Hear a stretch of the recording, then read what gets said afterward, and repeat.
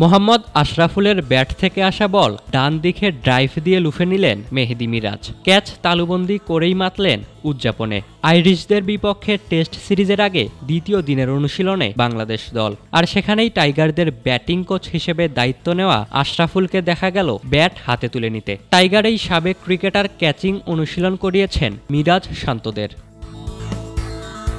রবিবার tiger head coach Phil সিমন্সের দায়িত্বে সিলেটে ক্যাচিং অনুশীলন করিয়েছেন তিনি। উইকেটের পেছনে কিপার হিসেবে ছিলেন লিটন দাস। বাজ পাখির মতো লুফে নিয়েছেন একের পর এক ক্যাচ। আইরিশদের বিপক্ষে কিপিংয়ের দায়িত্বটাও তিনিই সামলাবেন তা অনুমান করাই যায়। এদিন লিটনের পাশে প্রথম স্লিপে ছিলেন টাইগার অধিনায়ক নাজমুল শান্ত, আর তার পাশে থেকে অনুশীলন করেছেন সাদমান ইসলাম, মাহমুদুল হাসান জয়, মেহেদী মিরাজরা।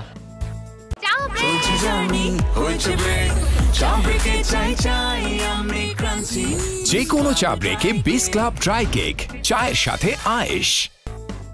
অনুশীলনের এক পর্যায়ে আশরাফুলের ব্যাট থেকে আসা বল দুই স্লিপের ফাঁক গলে চলে গেছে বাউন্ডারিতে। দুই স্লিপের মাঝে এমন গ্যাপ যেন মানতেই পারছেন না সিমন্স, তাই স্লিপে দাঁড়ানোর কৌশল বাতলে দিলেন তিনি। দুই হাত প্রসারিত করতে বললেন শান্ত সাদমানদের, আর কোচের টোটকা মেনেই সফল হয়েছেন তারা। এরপরে লুফে নিয়েছেন একের পর এক ক্যাচ।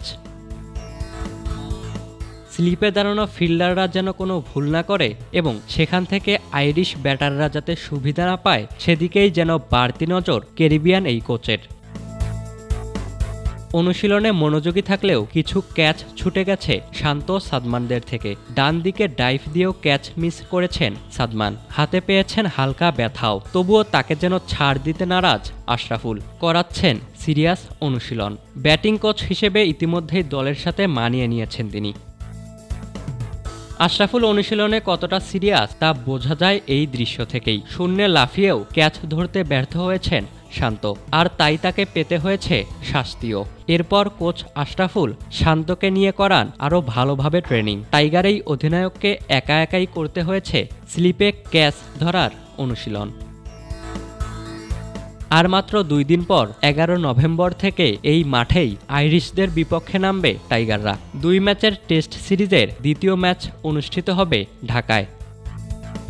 এর আগে আয়ারল্যান্ডের বিপক্ষে মাত্র একটি টেস্ট ম্যাচ খেলেছে বাংলাদেশ দল, সেখানে 7 উইকেটের জয় পেয়েছে টাইগাররা। ইশতিয়াক মাহিন, ক্রিক ফ্রেন্জি।